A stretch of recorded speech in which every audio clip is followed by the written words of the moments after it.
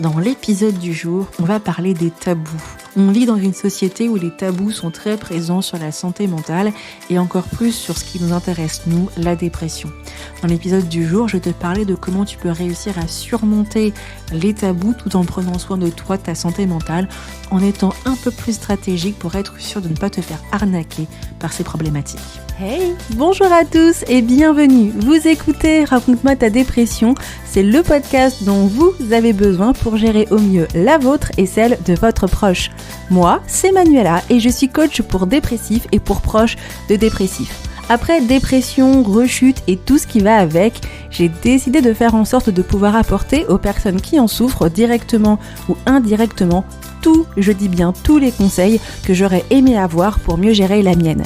D'ailleurs, n'écoute surtout pas la voix de la dépression et ne pense même pas un seul instant que tu ne puisses pas t'en sortir. Vois cet épisode comme une conversation chaleureuse avec une amie qui n'a qu'une seule envie, t'aider face à ta dépression. Tu es perdu, tu ne sais plus comment faire, la dépression de ton proche commence à te dépasser, et bien toi aussi, tu es au bon endroit. Je te proposerai, cher proche, des conseils concrets pour l'entourage des dépressifs afin d'être une aide réelle et non une aide destructrice. Chaque mercredi pour les proches des dépressifs et chaque vendredi pour les dépressifs, ici, je te partage tous les conseils dont tu as besoin pour retrouver joie, motivation et savoir-faire. Alors, tu t'installes confortablement, tu prends une petite boisson chaude et un plaid, ou alors tu augmentes le son dans ta voiture et c'est parti.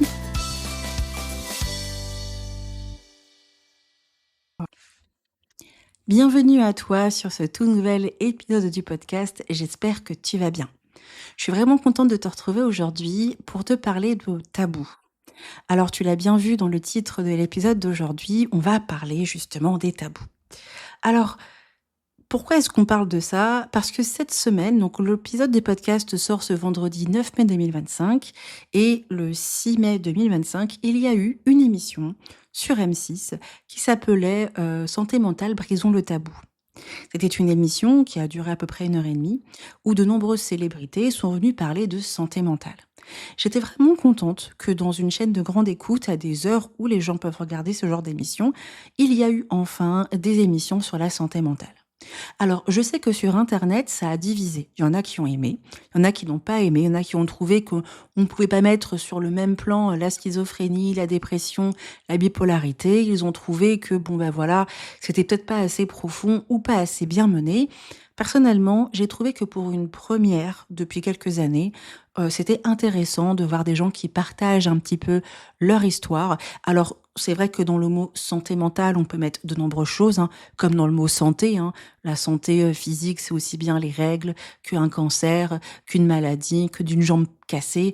C'est vraiment vague. Et donc, c'est vrai quand les gens ont dit que c'était un peu tout sur le même plan, on a un petit peu mis beaucoup de choses dans la notion de santé mentale. Mais c'était bien les gens, parce qu'on a enfin quelqu'un qui a décidé de parler un petit peu, et surtout du fait qu'aujourd'hui en France, en 2025, pour de nombreuses personnes dans notre société, la dépression est un tabou. C'est quoi un tabou ? Eh bien, un tabou, c'est un sujet qui est interdit ou même évité. Souvent, c'est inconsciemment, parce qu'il va provoquer de la gêne, de la peur ou même de la honte dans la société ou dans un groupe, en fait. Un tabou, c'est ce dont on ne parle pas, même si c'est important, parce que ça va déranger profondément les normes sociales, culturelles et familiales. Pour cela, je peux prendre quelques petits exemples, tu vas vite comprendre. Je sais que pour certaines personnes, parler de la mort, c'est un tabou. On n'en parle pas, ça porte malheur. On est tous au courant, les gars, qu'un humain vit jusqu'à 80 ans et un peu plus pour certaines personnes qui sont chanceuses, mais nous le savons très bien que nous sommes tous sujets à la mort. Ça gêne, ça dérange, on n'en parle pas. Et c'est à peu près pareil avec la dépression. On a tout pour être heureux pour certaines personnes, on ne devrait pas se plaindre, on devrait être bien. Et c'est comme ça, on a plein de tabous dans notre société. Parler de son salaire, ça c'est un truc que je comprends pas. Quand je vois toutes ces petites vidéos sur les réseaux sociaux où les gens sont là, vous gagnez combien ? Cela ne vous regarde pas. Tu peux dire, frère, 1800, 2000, 10 000 euros par mois, on s'en fout, mais tu peux dire les choses. Eh bien, parler de son salaire, de sexualité, de maltraitance, d'inceste, c'est souvent très évité parce que ça dérange, parce que ça fait peur et parce que ça gêne. Et en fait, c'est là où le mot tabou exprime à quel point c'est malsain d'entretenir tout ça. Pourquoi est-ce que c'est pas bien d'entretenir un tabou? Eh bien, parce qu'en fait, le problème de ce tabou, le fait de ne pas en parler, eh bien, c'est que ça va entretenir des fausses croyances, des mauvais messages, un sentiment de honte pour la personne qui tout simplement vit ça, une souffrance cachée parce que c'est la chouma d'être tout simplement en dépression et forcément le silence, je ne peux pas en parler. Et du coup, quand on se retrouve avec une problématique telle qu'une maladie grave qu'est la dépression, je me retrouve avec un pléthore de choses qui vont m'empêcher de parler de la dépression. Et ça, les gars, il faut le prendre en compte. Parce que les tabous entretiennent toutes les bêtises sur le thème. Nous, notre thème qui nous intéresse aujourd'hui, c'est quoi? La dépression. Pour beaucoup, aller chez un psy, ça sert à rien. Parce que le psy, il va juste te dire et votre mère et votre père. Et à part ça, ils ne vont rien dire de plus, alors que c'est entièrement faux. On va avoir aussi beaucoup de gens qui vont penser que la dépression, eh bien, c'est quelqu'un qui se bouge pas les fesses, que c'est un grand feignant. Parce que du coup, le tabou entretient les fausses croyances. Pour beaucoup, le dépressif est un paresseux, l'anxieux, c'est un hypersensible qui fait des caprices. Il y a beaucoup de gens qui trouvent que de toute façon, si on parle de santé mentale au travail, on est juste inapte à travailler. On a aussi beaucoup de gens qui ne peuvent pas vraiment parler de leur dépression à l'adolescence parce que d'après les gens, quand tu es en adolescence, tu es censé être le plus heureux du monde. Et en fait, à cause de tout ce bazar, toutes ces fausses croyances entretiennent les choses et ne nous aident pas, nous, à prendre soin de nous par rapport à la dépression. Et la société n'est donc pas faite pour nous aider à prendre soin de notre santé mentale. Alors que c'est clair, alors les chiffres sont en train de changer, j'ai pas encore les bons chiffres officiels, j'attends toujours les études qui sortent, mais on disait en 2022 que un Français sur 5 sera touché au cours de sa vie par la dépression. C'est passé à 1 sur 4 et je crois que c'est passé à 1 sur 3, mais là, je pense que je n'ai pas les bonnes sources, donc je vais le dire parce que ça me plaît d'entendre dire ça, mais il me manque les sources, les gars, donc on va rester sur 1 sur 5. Mais c'est quand même incroyable, ça veut dire que dans notre société, il y a un tabou sur la dépression, mais chaque humain présent en France connaît quelqu'un, de près ou de loin, qui est touché par la dépression. Et c'est un tabou. C'est comme si en fait je connaissais un humain sur deux qui est un homme ou une femme, et non, non, non, il n'y a pas de genre, nous sommes tous des hommes, point final. Bah non, ça marche pas comme ça. Et c'est ça qui est un petit peu très difficile. Étant donné qu'il y a beaucoup de choses liées à l'héritage culturel, à la stigmatisation des traitements, à le fait que beaucoup voient encore les psychiatres comme des médecins blancs qui vont faire de la lobotomisation, avec le fait aussi que voilà, la fragilité et l'incompétence ne peut pas être présent dans notre domaine social, c'est compliqué. Et donc, nous, en tant que personnes qui souffrons de dépression, nous, on doit réussir en fait à fonctionner par rapport à ce tabou. Et en fait, c'est là où c'était intéressant et c'est pour ça que j'ai fait une longue intro, mais j'arrive au point, t'inquiète pas, je suis là. Eh bien, c'est qu'en fait, on est obligés, nous, d'apprendre à nous adapter au tabou. Alors tu vas me dire, mais Manuela, c'est pas juste, normalement c'est aux autres de s'adapter au tabou pour que ça s'arrête. Je sais. Mais en 5 ans de My Daily Pression, je ne peux pas me permettre de ne pas te donner les bons outils face à ce qui se passe maintenant. Je ne pourrais pas te dire aujourd'hui, on a eu une très belle émission sur la santé mentale, elle n'était pas parfaite, il y avait peut-être des défauts, Internet l'a à moitié déglingué, c'est-à-dire que dès qu'il y a quelque chose qui se fait sur la santé mentale, ben, on avance à des tout petits pas. Et nous, par contre, c'est maintenant qu'on est en dépression. On doit être capable de fonctionner à travers les tabous de notre maladie. Parce que bah, nous, on n'a qu'une envie, nous barrer de cette fichue maladie, s'en sortir. Et donc, réussir en fait à apprendre à fonctionner malgré les tabous, ça permet sincèrement de bien mieux gérer notre dépression, de nous aider à bien mieux de faire en sorte en fait de sortir des pièges et des problèmes qui sont liés à la maladie. Alors vraiment l'objectif aujourd'hui c'est de se poser cette question. Comment est-ce que moi je fais pour fonctionner avec tous ces tabous? L'un des tout premiers points, l'un des tout premiers points, eh bien, c'est le fait de tout simplement reconnaître qu'il y a des tabous et que ces tabous sont toxiques. Est-ce que tu es conscient qu'il y a des tabous? Alors, il y a des tabous que tu as pu avoir toi-même. Personnellement, moi, avec le fait que la dépression était un tabou dans ma famille, j'ai toujours cru que j'étais faible par rapport à à mes sœurs et mon frère. J'ai toujours cru que j'étais pas assez forte parce que ben, j'étais trop fragile. Les gars, en fait, la fragilité, la faiblesse, ça n'existe pas face à la dépression. La dépression est une maladie qui va donc toucher notre cerveau, notre manière de fonctionner. Eh bien, on ne me dispute pas parce que j'ai un cancer, on n'a pas à me disputer parce que je suis en dépression. Je ne suis pas faible, c'est pas de la faiblesse, c'est que j'ai un dysfonctionnement biologique présent, ancré en moi, qui fait en fait que je suis en dépression. Et en fait, le fait tout simplement de bien verbaliser et de savoir ce que j'ai, me permet de ne pas rentrer dans le tabou. Voilà pourquoi je passe mon temps à dire que la connaissance est la clé. Voilà pourquoi je passe mon temps à te partager en long, en large et en traviole ce qu'est la dépression. Je veux que tu sois capable, mon cher auditeur, de bien distinguer la dépression pour ne pas tomber dans les tabous de crotte de bique de notre société. Ouais, je suis un peu énervée. Et le truc, c'est que si tu comprends bien ce que c'est que la dépression, nos neurotransmetteurs qui sont fichus, notre cortex préfrontal qui ne marche pas, l'amygdale qui fait croire qu'il y a plein de problèmes alors qu'en fait ça va pas du tout. Et ce qui fait que ce mélange amène déséquilibre, idées négatives, rumination, incapacité à fonctionner, vide et toutes ces choses-là, eh bien c'est à cause de ça que tu es en dépression. Ça va te montrer que quand tu as la connaissance, tu vas te libérer, vraiment te libérer de ces tabous. Et en fait, quel que soit qui que ce soit en face de toi, que ce soit un médecin inapte, que ce soit un infirmier inapte, que ce soit un proche, que ce soit un parent, que ce soit le président de la République française, qui que ce soit en face de toi, si tu sais très bien ce que c'est que la dépression, tu ne rentreras pas dans le tabou et tu n'attendras pas que la personne en face de toi ait les bonnes connaissances. Ça pique, hein? Ça pique, hein. En fait, moi, il y a un truc qui, personnellement, me pique beaucoup. C'est quand on vient me voir et qu'on me dit: «Mais Manuela, tout ce que tu me racontes, il y a personne d'autre qui me l'a raconté» et j'ai même l'impression que mon propre thérapeute ne connaît pas la dépression. Et en fait, je t'assure que tout ce que je dis, tu peux le vérifier, hein. Je fais un milliard de recherches. Je ne me permets pas de sortir quelque chose de mon chapeau et que de ma propre existence. Tout ce que je te parle, cortex préfrontal, amygdale, neurotransmetteurs, ce sont dans les livres de médecine. C'est pas moi qui ai décidé ça. Clairement, hein, clairement, c'est pas moi, hein. Et en fait, le fait que toi, tu sois capable d'avoir cette connaissance, ça peut t'aider. Et en fait, ça va t'aider, tu sais, à être sûr que ce que tu as, c'est vrai. Parce que on a des gens qui vont venir en fait te faire douter de ce que tu ressens.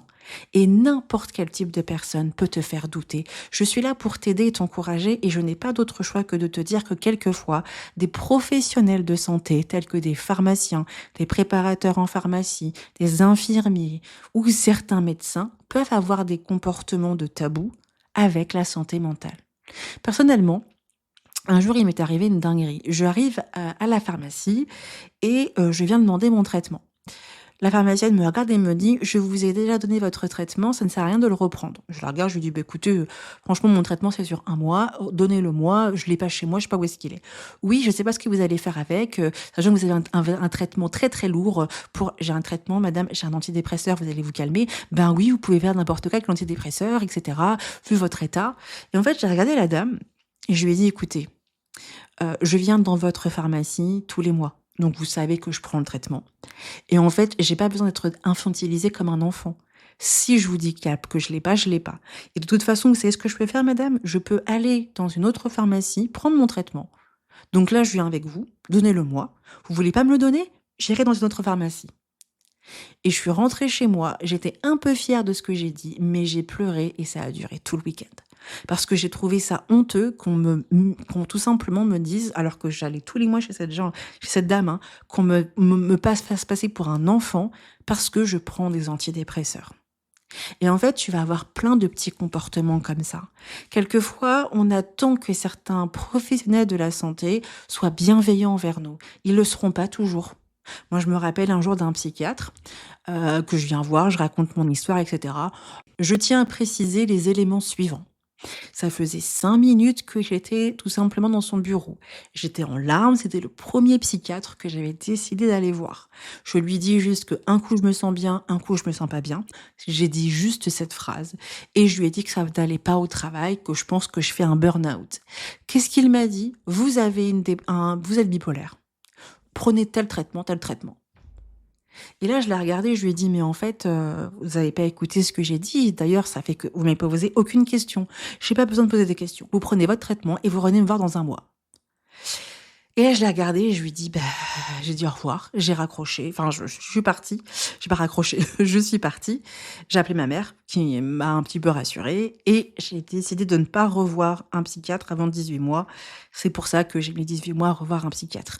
On est des fois déçus par des professionnels de la santé qui ne sont pas des fois assez empathiques par rapport à la dépression. Mais comme de nombreux tabous existent, comme de nombreuses personnes ne sont pas formées à la bienveillance, à la douceur, je suis obligée, alors ça se trouve tu n'auras pas du tout de cas comme ça, mais je suis obligée d'en parler quand même pour que tu te prépares, pour ne pas tomber dans le tabou qui va te faire de la peine en fait. Prépare-toi des fois à recevoir en fait de professionnels de la santé, des personnes en fait qui tout simplement, eh bien, ne vont pas te soutenir ou n'auront pas le comportement que tu souhaiterais avoir. Et c'est ok en fait. C'est ok de le voir en fait. Ça ne veut pas dire que tu dois souffrir de toutes ces choses-là, c'est pas vrai.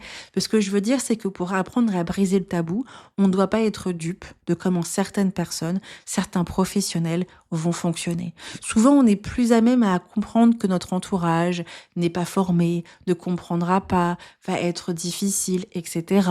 Mais, on sait très bien que les professionnels de la santé, ça va nous toucher bien plus des fois que nos proches. Donc c'est pour ça qu'il est important, eh bien, de pouvoir fonctionner avec. Le deuxième point est de définir à qui tu dois expliquer que tu as une dépression. Dans un monde de tabous, il y a un premier tabou qui est très mal vu, c'est le monde professionnel. Aujourd'hui, le monde professionnel n'est toujours pas forcément prêt à entendre que quelqu'un souffre d'une maladie mentale. Il y a des entreprises, ça passe crème, et il y en a d'autres, ça passe pas du tout. Et en fait, c'est là où c'est intéressant parce que tu as le droit, en fait, de pouvoir exprimer ce que tu souhaites en fonction de l'entreprise dans laquelle tu es. Il y en a, on m'a déjà dit, j'ai des clients, ils ont parlé de ça avec leur boss a dit, moi aussi j'ai fait un burn-out, c'était génial. Et puis il y en a, j'ai d'autres clients qui en ont parlé et qui malheureusement, ça n'a pas été génial. Et ça, il faut pas être dupe non plus. Le monde du travail, eh bien, n'est pas forcément toujours clément, même si il existe de nombreuses personnes pour nous aider. Il y a un point à savoir, c'est que tu peux parler avec certaines personnes qui n'ont pas le droit de briser tout simplement la confiance. Tu as la médecine du travail et normalement certaines RH. Et en fait, ça, c'est des petites choses à savoir. À toi de décider, de définir en fonction de ta situation si tu parles de la dépression ou pas au boulot, mais c'est important de ne pas être dupe du fait que la société au travail n'est pas forcément toujours prête. Moi, j'ai vu il y a pas très longtemps un client, alors rien à voir avec la dépression, hein, a eu un gamin, on lui a refusé le congé parental alors que c'était un droit. En plus, il avait fait une demande gentille à sa boss et la boss du jour au lendemain, elle dit: «Bah non, non, je ne peux pas, j'ai besoin de toi», alors que lui, un congé parental, c'est un droit, ma chérie. Bref, c'était incroyable. J'ai regardé mon client, j'étais là: «Mais c'est quoi ce truc?» Et donc là, on parlait congé parental, donc dépression. Des fois, c'est vraiment très compliqué. On ne doit pas être dupe de ça non plus. Mon troisième point, c'est de choisir ou pas si tu veux être un Zorro, du travail qu'il doit être fait pour la société, pour la santé mentale. Alors, tu as le droit, en fait, de décider ce que tu veux faire par rapport à notre société sur la notion de dépression. Moi, ce que je pense, c'est mon avis et c'est un conseil. Tu n'as pas éduqué tout le monde, surtout si tu es en pleine dépression. Alors quand je dis éduquer tout le monde, c'est-à-dire que tu n'es pas forcément toujours obligé d'aller en fait avec ton char à la méthode française pour aller faire un sitting. Comprenez la dépression, comprenez la dépression. Tu vois, on serait tous dehors à essayer de faire ça, mais en fait il y a certaines personnes que tu sais dans ton entourage qui peuvent ne pas comprendre. Donc, personnellement, dans ma propre histoire à moi, je sais que mon père est très particulier sur la notion de dépression. C'est un sujet de ce vieux monsieur africain. Il comprend rien. Voilà, désolé papa, tu prends cher, mais c'est pas grave, tu m'aimes quand même. Il comprend pas grand-chose. Donc il y a des personnes à qui je peux expliquer et des choses à qui je pense que je ne peux pas expliquer. Et en fait, je vais réussir à utiliser mon cerveau et à fonctionner en bonne intelligence. Je ne dis pas tout à tout le monde. Et donc du coup, comme je n'ai pas à éduquer tout le monde par rapport à la dépression, il y a des choses en fait que je vais garder pour moi. Mais ça ne veut pas dire que par ton attitude, tu ne vas pas être fier de ta dépression. C'est-à-dire, ok les gars, même si vous comprenez pas, j'ai le droit d'être un peu fier, quoi. Je me bats, j'ai un problème de santé mentale. Oui, ça peut être bizarre de dire qu'on est fier de la dépression, mais je vais garder mon point, tu vas voir, tu vas comprendre. C'est-à-dire que toi, tu assumes que tu souffres de la maladie. Mais en fait, à chaque fois que tu fais une pause, à chaque fois que tu prends soin de toi, à chaque fois que tu t'occupes d'un de tes besoins, à chaque fois que tu prends soin une émotion, à chaque fois que tu prends une part de ta vulnérabilité, que tu revois ton psy parce que ça ne va pas, que tu reprends un traitement parce que c'est compliqué, eh bien, tu poses une pierre contre tous ces tabous parce que toi, tu fais le bon comportement qu'on doit faire face à la dépression. Et en fait, par ton exemple, tu vas réussir à sauver des gens. Moi, mon père, parce que je l'ai un peu disputé un petit peu avant, mais mon papa a beaucoup compris des choses sur la dépression par mes actions plutôt que par mes discours. Il n'y a rien de plus réconfortant pour un parent, même si c'est un tabou, la dépression, que de voir son enfant aller mieux, parce que son enfant a fait ce qu'il faut faire face à la dépression. Je suis allée voir un thérapeute, j'ai pris un traitement, j'ai suivi une thérapie, et je me suis débarrassée de la dépression. Moi, beaucoup de mes clients, vraiment beaucoup de mes clients, me montrent que leurs parents, leurs proches ont changé de fonctionnement parce qu'ils ont fait le nécessaire par rapport à la dépression. Ainsi, en prenant soin de toi, tu gagnes, tu es là pour la cause de la santé mentale. Et en fait, le truc, c'est que tu deviens un exemple sans pour autant tout simplement le faire. Tu te répares doucement et tu fais ce qui est bien et tu montres aux autres ce qu'il faut faire face à la santé mentale. Moi, ce qui a été vraiment incroyable dans ma famille, c'est que le fait que j'ai parlé de santé mentale, j'ai parlé de ma cyclothymie, j'ai expliqué ce que j'avais, j'ai parlé absolument de tout. Eh bien, progressivement, il y a plein de langues qui se sont déliées. J'ai eu des conversations incroyables avec mes frères et sœurs, avec mes cousins, mes cousines, avec des proches, des oncles et des tantes. Et ça a été incroyable, en fait, toute seule, parce que j'ai juste suivi ma thérapie. J'ai pas été éduquer les gens. Et là, je te parle pas de My Daily Pression, hein, mais je te parle juste de Manu Dépression.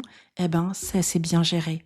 Le fait que tu n'aies pas éduqué tout le monde, eh bien, on te montre, en fait, que tu n'as pas apporté des fois un poids trop lourd quand tu souffres de dépression. Et puis, il y a un autre truc aussi. Tu sais que j'ai un épisode de podcast le mercredi dédié à l'entourage. Si tu veux tout simplement que ton entourage puisse comprendre, envoie leur l'épisode de podcast. Et puis chaque épisode de podcast a un article de blog. Parce que je sais qu'il y a des gens qui n'aiment pas du tout écouter les choses, qui préfèrent lire un petit peu. Eh bien, tu peux tout simplement aller dans les notes de l'épisode et cliquer sur l'article en question et envoyer l'article à un proche. Ou alors, même les gens, ils aiment pas ça, bah, t'envoies un post Instagram que j'ai fait. Il y a aussi des très bons sites, Parlons Dépression. Il y a pas mal de bons posts Instagram, de bons posts sur les réseaux sociaux qui peuvent permettre aussi aux autres, d'apprendre sur la maladie. Tu n'es pas obligé de te battre avec tes proches et d'avoir des discours enflammés pour parler de dépression. Par contre, si tu kiffes ça, si tu sens que tu as les capacités pour le faire, que tu sens que t'es blindé là, tu vas pouvoir le faire, vas-y. T'as ta Manu derrière qui était là, vas-y, tu peux y aller. Vas-y, tu peux y aller. Vas-y, fonce. Mais avant d'aller attaquer certaines choses et certains tabous, réfléchis à ta santé et qu'est-ce qui va se passer après, une fois que tu as eu le débat. Les conséquences d'après avec les autres. Ça va te permettre aussi, tu vois, de pouvoir prendre soin de toi et de penser à toi. Un autre moyen de réussir à fonctionner par rapport au tabou est de te rappeler que tu dois fonctionner et pas performer. Souvent, on a sans vain tendance à cause du tabou d'essayer de montrer à tout le monde qu'on est un peu comme on était avant. Et que du coup, non, c'est bon, je gère. Donc je continue en fait mon fonctionnement comme avant. Tu n'es pas obligé. Tu n'as pas besoin de fonctionner comme avant ou comme les autres. Fonctionner avec ta dépression, c'est fonctionner avec tes capacités. Si le matin c'est dur de te lever, c'est compréhensible. C'est dur de te laver, c'est compréhensible. C'est dur de te brosser les dents, c'est compréhensible.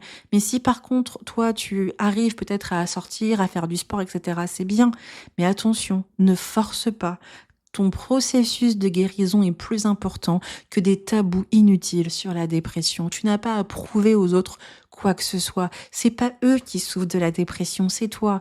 Ne mets pas la dépression de côté à cause de personnes qui sont tout simplement mal éduquées sur un sujet. Un peu fort quand même. J'essaie d'être douce, mais ah, il y a des gens vraiment, ils nous rendraient chèvres et notre santé mentale, elle est tellement plus importante, tellement elle est prioritaire, primordiale par rapport à n'importe quel teubé qui connaît rien sur la dépression. Et moi, je sais que pendant très longtemps, j'ai fait beaucoup d'efforts. Je me rappelle au niveau professionnel pour montrer aux gens que j'étais capable de faire. Et en fait, j'ai pas été capable. J'ai pas été capable. Et ça s'est retourné contre moi. Alors, je suis pas en train de dire que tout le monde va se passer comme moi. Attention, là, c'est un exemple. Je sais qu'il y en a au travail, il y a pas de souci, mais moi, je sais que j'ai voulu tellement donner et montrer que j'étais comme avant, mais ça a foiré parce que j'ai pas accepté que j'étais pas en capacité. Et je pense que si j'avais accepté un mi-temps thérapeutique, je pense que ça aurait été plus simple pour moi. En tout cas, c'est pas une injonction, c'est pas une obligation. Vois la bienveillance de ce que je veux dire, c'est juste que les autres peuvent te demander des choses, mais sache que tu es humain, que tu es humaine et que tu fais ce que tu peux par rapport à ta santé mentale. Et ne laisse pas le tabou de la dépression te faire bouffer ta santé ou bouffer ton processus de guérison. Entoure-toi de ton thérapeute si tu sens vraiment que c'est difficile, ou alors tu peux venir aussi auprès de My Daily Pression. Je sais que j'ai un programme mensuel avec un groupe de parole avec des gens qui souffrent de dépression qui s'appelle Power of Depression. Si tu te sens seul, tu ne sais pas trop comment gérer la dépression, rejoins ce groupe de parole où tous les 15 jours, on a des échanges en direct pour t'encourager par rapport à la dépression. Si tu veux en savoir plus, le lien est dans les notes de cet épisode ou tu peux tout simplement aller sur mon site www.magdalipression.com/power. Et en fait, c'est vrai que tu peux réussir à avancer par rapport à ta dépression, quoi qu'il se passe. Le plus important, par contre, c'est juste que tu prennes soin de toi pour réussir à gérer au mieux la situation. Alors mes derniers conseils, c'est de créer tes bulles saines avec des gens qui te font du bien, un ami, ton thérapeute, un groupe de parole, etc. Tes bulles où tu vas te sentir bien. Attention à ne pas chercher à te mettre trop d'objectifs pour sortir de la dépression. Vas-y doucement pour prendre soin de toi. Trouve des personnes avec qui tu peux vraiment être toi. T'as pas besoin de tout un bataillon, une ou deux personnes qui peuvent être un très bon soutien. Mets des limites à des gens toxiques. Oui, même si c'est mamie, hein. Même si c'est mamie, on met des limites, hein. Tu as le droit de dire, je ne veux pas en parler. Ce genre de remarques ne m'aide pas. Ou j'ai besoin de repos, pas de conseils. Et puis si on insiste, tu t'éloignes. Et puis ton énergie, c'est ta priorité, elle est précieuse. Et c'est des petites choses comme ça qui peuvent t'aider. N'aie pas honte de te soigner, hein. Un traitement, c'est pas de la faiblesse. Et une thérapie, c'est pas un luxe, hein. C'est un acte de courage. Parce que tu te choisis toi, tu veux te comprendre, tu veux aller mieux, tu veux te relever. Et ça, c'est tout sauf honteux. C'est une force incroyable pour faire tout ça. Parce que ce qu'on oublie, c'est que tout ce que tu es en train de faire, eh bien, tu vas en contre-courant de notre société qui a des tabous. Tu vois, tous les tabous dont on parle depuis le début, là, j'aurais dû dire ça au début du podcast. Mais tous ces tabous, toi, tu y as vécu dedans, tu as grandi dedans, tu t'es construit à travers ces tabous. Eh bien, toi, tu décides de leur dire tous, allez vous faire... On va essayer de rester un petit peu... pas trop vulgaire sur ce podcast. Et en fait, le truc, c'est que en gardant justement tout ce courage, tu sors en fait de tous ces tabous. Et ça, c'est vraiment incroyable. Donc, donne-toi aussi le temps. C'est pas facile pour toi de sortir de tes propres tabous. Alors, vraiment, sois fier de tout ce que tu fais, de tous ces beaux objectifs. Eh bien, parce que tu mettras en place toutes tes actions, tu prendras soin de toi. Ne sois pas dupe du corps médical. Ne sois pas dupe de certaines personnes qui n'auront pas les bons mots. Ne sois pas dupe de comment certaines personnes peuvent avoir une vision de la dépression. Si tu l'acceptes, si tu t'adaptes par rapport à toi, si tu choisis avec qui tu vas parler, si tu montres que tu prends soin de toi, que tu fonctionnes pour ne pas performer, tu réussiras à dépasser toutes les difficultés et à sortir de tous les tabous qui sont liés à la santé mentale. Et ça te permettra de prendre soin de toi. Vraiment. C'est vrai qu'on n'a pas trop le choix que d'apprendre à devoir vivre à travers ces tabous. C'est pas forcément toujours évident, mais mon objectif à moi était de te partager tous ces conseils parce que aujourd'hui les tabous sont toujours présents. On espère qu'ils vont disparaître un jour, mais on n'est pas dupe non plus. Il y a toute une génération à faire sauter, les gars. Et ça, c'est la génération pour moi de mes parents. Mes parents sont assez vieux et je vois bien. Mon père, c'est un monsieur qui est sorti d'Afrique, qui s'est battu pour arriver en France, qui a fait des hautes études. Pour lui, la faiblesse, elle n'a pas sa place. Il a jamais été confronté à la dépression. Donc, du coup, c'est dur pour lui de voir son enfant en dépression. Ça, il comprend pas. Et donc, je pense que ce sera très compliqué. Donc, je pense qu'il y a une génération qui doit sauter. Et donc, je suis pas en train de dire que je veux que mon père meure demain, hein, mon papa, je t'aime, hein, mais je sais que on va peut-être pas changer ça demain ni en 2020, 2026, quoi. Faut être sûr que c'est un travail vraiment un travail de génération. Donc, c'est quelque chose qui va me prendre du temps. Alors, on n'est pas obligé, nous, hein, de rentrer dans ce combat. T'as peut-être pas envie. T'as peut-être pas envie. Moi, je rentre pas dedans, hein. Moi, mon podcast, il est pas il a la destination de vulgariser la dépression, pas de changer le monde, hein. On est d'accord. Et donc, du coup, on va tout simplement attendre que les gens mettent en place les bonnes choses. Mais en attendant, on a une dépression à soigner et on doit juste apprendre à penser à nous, à sortir de la dépression, quelles que soient les difficultés que l'on peut rencontrer. On a vu beaucoup de choses aujourd'hui, n'est-ce pas? J'espère sincèrement que l'épisode d'aujourd'hui t'aura plu, que tu auras vu toute ma bienveillance, vraiment, hein, à travers l'épisode de podcast. Les tabous, ils sont tous là. Ces tabous, c'est compliqué. Ils font partie de notre quotidien, partie de notre société. Et nous, en tant que gens qui souffrons de dépression, nous ne pouvons pas être dupes de cette histoire de tabous. Parce que ces tabous sont présents et que nous, à travers ces tabous, on doit réussir à trouver le chemin qui va nous permettre de sortir de la dépression.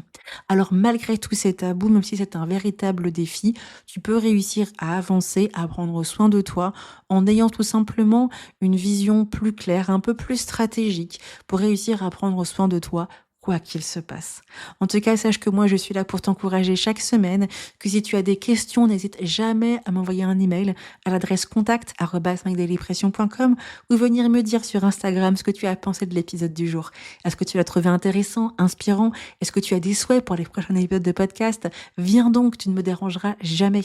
Mon compte, c'est mydailypression. Point. Pas besoin d'aller chercher plus loin. En tout cas, ça me ferait vraiment plaisir d'avoir ton retour, que ce soit sur le podcast ou que ce soit sur plein d'autres choses. J'espère que l'épisode d'aujourd'hui t'aura plu et t'aura encouragé. Et moi, je te dis à très vite lors du prochain épisode du podcast.